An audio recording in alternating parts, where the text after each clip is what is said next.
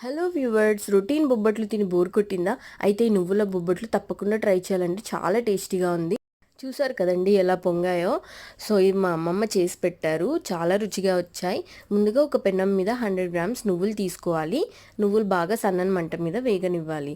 అలాగే 2 గుప్పడ్ల పల్లీలు తీసుకొని ఒక 10 బాదం తీసుకొని దూరగా వేయించుకొని పక్కన పెట్టుకోవాలి.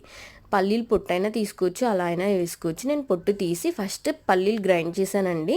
అవి కచ్చాబిచ్చాగా అయ్యాక జీడిపప్పు, బాదం, వేయించిన నువ్వులు వేసుకొని అవి కూడా మెత్తగా పౌడర్ చేసుకోవాలి.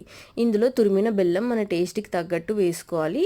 ఎక్కువ స్వీట్ తింటే కొంచెం ఎక్కువ వేసుకొని ఇలాచీ వేసుకొని అది కూడా ఇలా ముద్దలా చేసుకొని గ్రైండ్ చేసుకొని పక్కన పెట్టుకోవాలి. ఈలోపు మనం గోధుమ పిండిని తడిపి పెట్టుకున్నాము. ఇది కొంచెం సాల్ట్ వేసి ఇలా గట్టిగా తడుపుకున్న తర్వాత ఒక్కొక్క ఉండ తీసి ఇలా స్టఫ్ మధ్యలో పెట్టుకొని క్లోజ్ చేసి రౌండ్గా పార్ట్ 2లో మిగతాది చూద్దాం. Thank you.